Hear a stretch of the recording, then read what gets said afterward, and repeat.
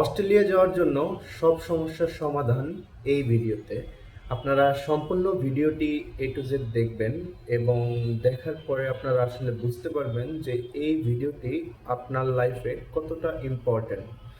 তো আপনারা যারা অস্ট্রেলিয়াতে যেতে চান বা প্ল্যান করতেছেন যে আগামী নেক্সট সেমিস্টারে আমি অস্ট্রেলিয়াতে অ্যাপ্লাই করব, তো অ্যাপ্লাই করার আগে আপনাদেরকে যে বিষয়গুলো ফলো করতে হবে এবং আপনারা যেভাবে কাজটা শুরু করবেন এবং কিভাবে কি করবেন না করবেন, এই সম্পূর্ণ গাইডলাইনটা আমি আজকের ভিডিওতে দেওয়ার চেষ্টা করব।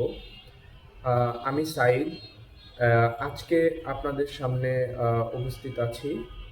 তো আজকে প্রথমে যে বিষয়টা বলবো তা হচ্ছে, যারা 2024-এ এইচএসসি পরীক্ষা কমপ্লিট করেছেন বাট এখনও কোনো ডিসিশন নেননি, তাদেরকে আমি বলবো তারা অ্যাজ সুন অ্যাজ পসিবল সবার প্রথমে যেই কাজটি করবেন তা হচ্ছে আপনারা ডিসিশন মেকিং করবেন যে আপনারা আসলে কি করবেন। আপনারা বাংলাদেশে থাকবেন নাকি দেশের বাইরে আপনারা অ্যাপ্লিকেশন করবেন, বিশেষ করে অস্ট্রেলিয়াতে।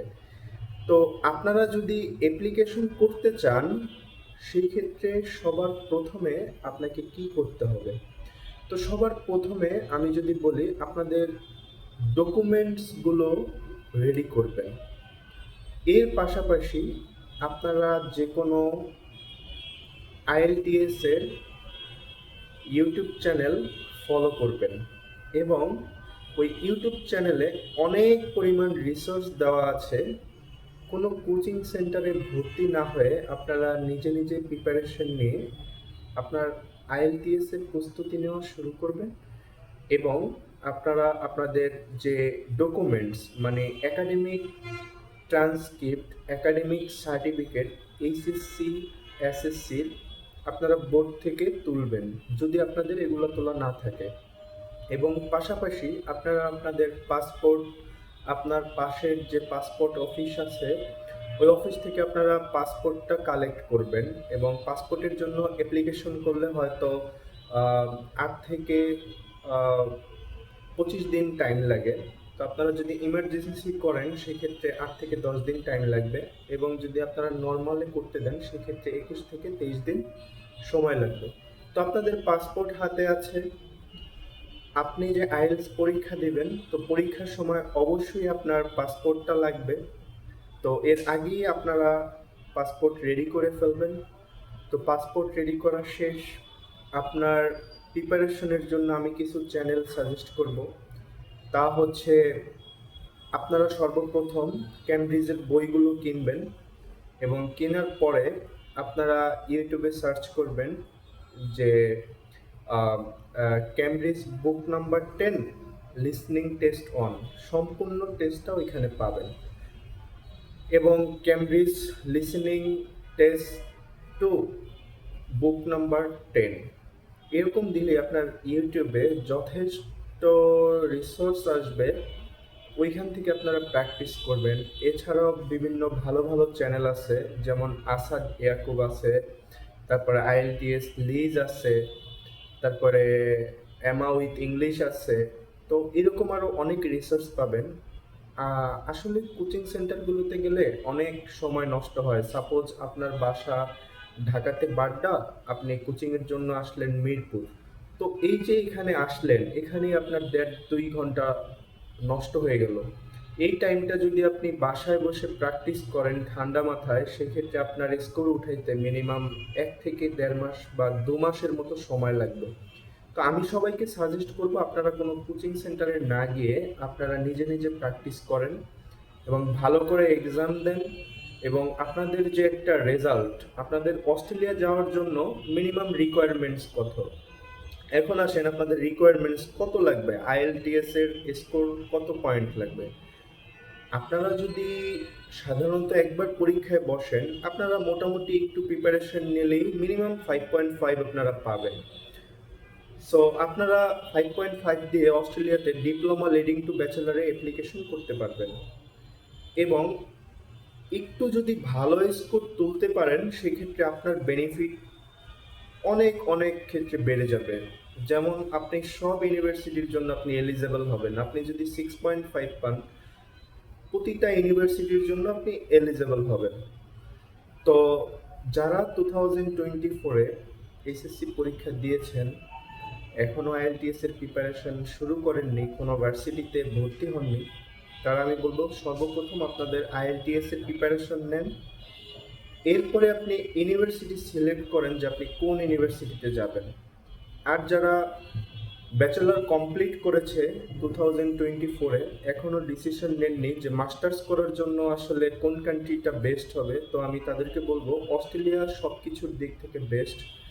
কারণ সর্বপ্রথম যে বিষয়টা তা হচ্ছে অস্ট্রেলিয়ার ওয়েদারটা অনেক ভালো, যা আপনি কম্পেয়ার যদি করেন আমেরিকা এবং কানাডার ওয়েদারের সাথে অনেক অনেক ডিফারেন্স পাবেন।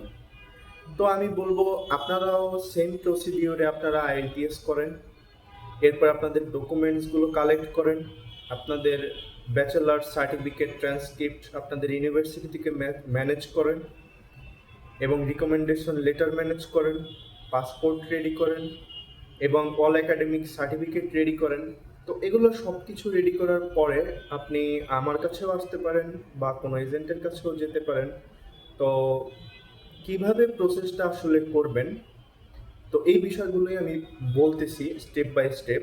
এরপরে আপনাদের সব কিছু কমপ্লিট, আর যারা এসএসসি কমপ্লিট করেছেন তাদেরও আইএলটিএস রেজাল্ট হাতে আছে, এবং আপনারা এরপরে হচ্ছে আপনাদের যে প্রোফাইল বা আপনাদের এসএসসি রেজাল্ট, এইচএসসি রেজাল্ট, এটার উপরে ডিপেন্ড করে আপনারা ইউনিভার্সিটি সিলেকশন করেন। আপনার আইএলটিএস রিকোয়ারমেন্টসের উপর ডিপেন্ড করে আপনারা ইউনিভার্সিটি সিলেকশন করেন।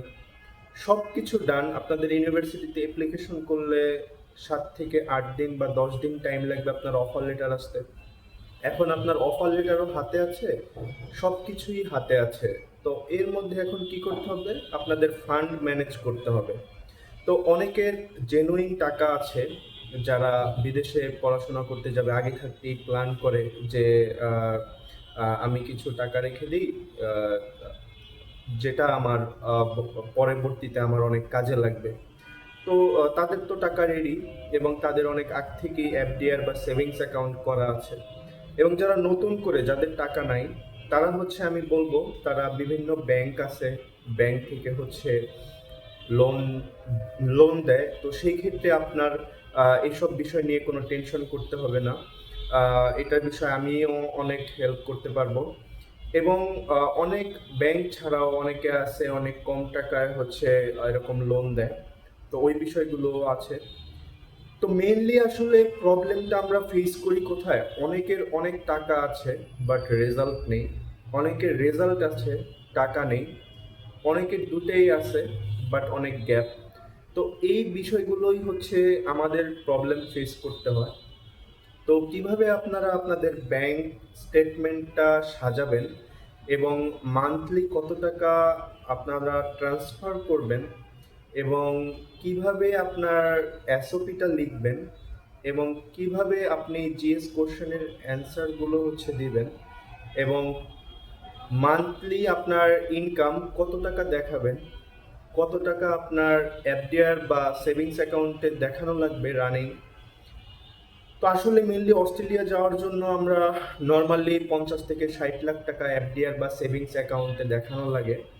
এবং এই 50 থেকে 60 লাখ টাকা আপনার কোন জায়গা থেকে আসছে, তার সোর্স অফ ফান্ডটা আসলে কি, এই জিনিসটাও ভেরিফাই করে।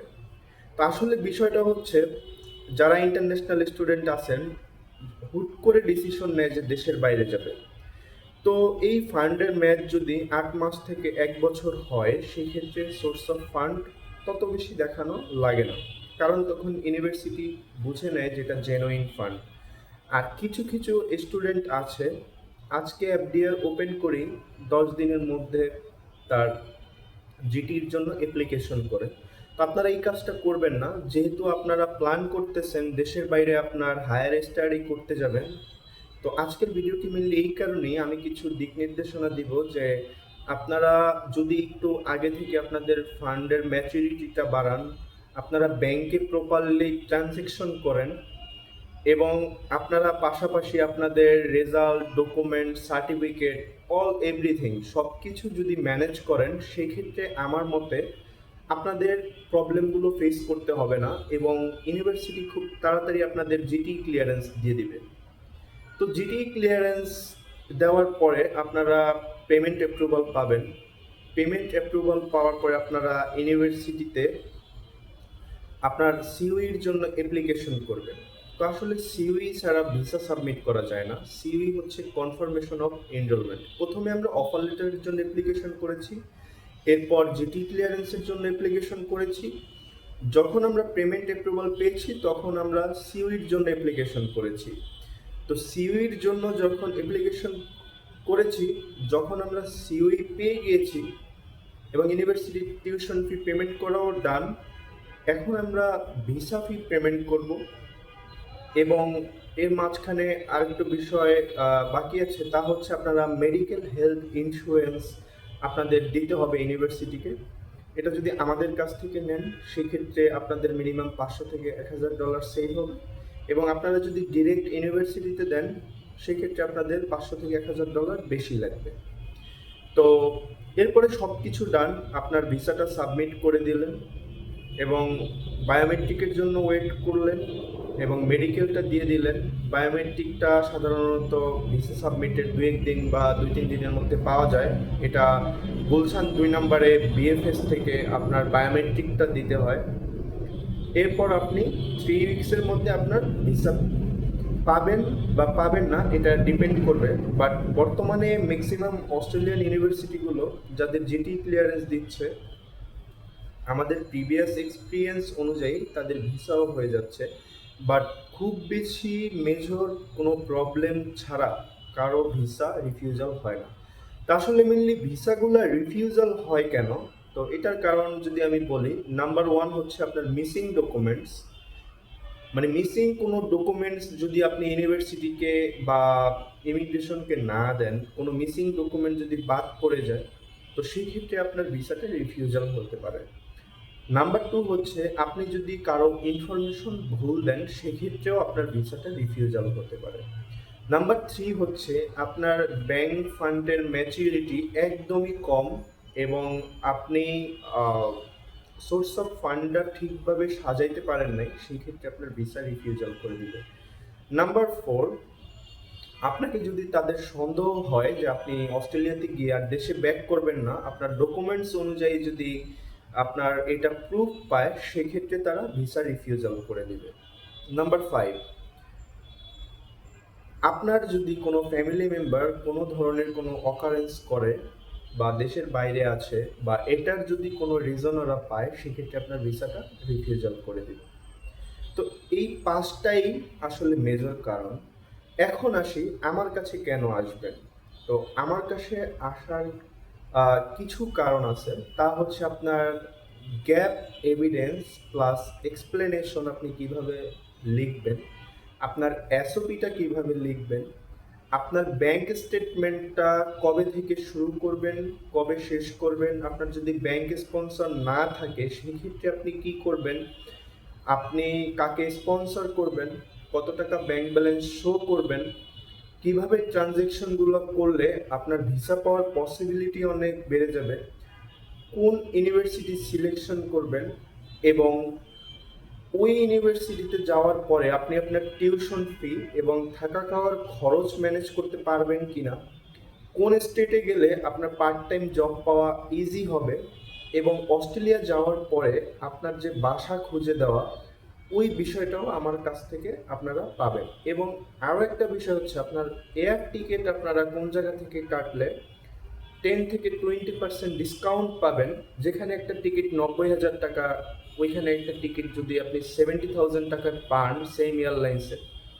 তো এই জিনিসটাও আপনাদের অনেক ইম্পর্টেন্ট, কারণ আপনারা অস্ট্রেলিয়া যাওয়ার আগে অনেক টাকা পয়সার দরকার হয়। তো আমি আপনাদেরকে অনেক দিক থেকে সেভ করতে পারবো এবং আপনারা প্রি ডিপার্চার যে একটা প্ল্যানিং অস্ট্রেলিয়া যাওয়ার আগে, যে আপনি অস্ট্রেলিয়া যাওয়ার পর আপনার সিভি কিভাবে তৈরি করবেন, আপনি কিভাবে ওইখানে আপনার পার্ট টাইম জব ম্যানেজ করবেন, ওইখানে যদি কোনো রেফারেন্সের প্রয়োজন হয় সেই ক্ষেত্রে আমি আপনাকে রেফারেন্স করে দিব। তো মেনলি আমরা দীর্ঘ বছর ধরে কাজ করি এবং অস্ট্রেলিয়া মেনলি আমরা ফোকাস করি। তো যারা স্টুডেন্ট আছেন শুরু থেকে শেষ পর্যন্ত আমি আবারও স্টেপগুলো বলতেছি। সর্বপ্রথম আপনার আইএলটিএস এর প্রিপারেশন নেবেন, পাশাপাশি আপনার যে ডকুমেন্টসগুলো কালেক্ট করবেন। এরপরে আপনি ইউনিভার্সিটি সিলেক্ট করবেন, কোন স্টেটে যাবেন স্টেট সিলেক্ট করবেন এবং কন্ডিশনাল অফার লেটারের জন্য অ্যাপ্লিকেশন করবেন। এরপর অল ডকুমেন্টস দিয়ে আপনি কি কি ডকুমেন্টস লাগে, এটা আসলে অনেক ডকুমেন্টস লাগে অস্ট্রেলিয়া যাওয়ার ক্ষেত্রে। তো ওই ডকুমেন্টসগুলো আমি আপনাদেরকে প্রোভাইড করব। এরপর ডকুমেন্ট সাবমিশন করা হয়ে গেলে আপনারা যখন কিছু ইউনিভার্সিটি ইন্টারভিউ নেয়, কিছু ইউনিভার্সিটি ইন্টারভিউ নেয় না। তো আপনারা যদি ইন্টারভিউ নেয় তাও বেশিক্ষণ ইন্টারভিউ নেবে না, 10 থেকে 15 মিনিট ইন্টারভিউ নেবে এবং সোর্স অফ ফান্ড বা why Australia, why this course, why this university, আরও অনেক ধরনের কোশ্চেন করবে। এই কোশ্চেনগুলো অ্যান্সার দিতে পারলে আপনার পেমেন্ট অ্যাপ্রুভাল দিয়ে দিবে। পেমেন্ট অ্যাপ্রুভাল দেওয়ার পরে আপনি আপনার সিভির জন্য অ্যাপ্লিকেশন করবেন। সিভি হাতে পাওয়ার পরেই আমরা ভিসার জন্য অ্যাপ্লিকেশন করব। এরপর বায়োমেট্রিক দিবেন, মেডিকেল দিবেন, কাজ কমপ্লিট। তো এই হচ্ছে অস্ট্রেলিয়া যাওয়ার টোটাল যে একটা গাইডলাইন এই ভিডিওতে আমি দিয়েছি। এটা আশা করি আপনাদের অনেক বেশি কাজে লাগবে। এরপরে আসেন, এছাড়াও যত ধরনের এডিশনাল ডকুমেন্টস লাগে, যত ধরনের সাপোর্ট লাগে, সব কিছু আপনারা আমার কাছ থেকে পাবেন।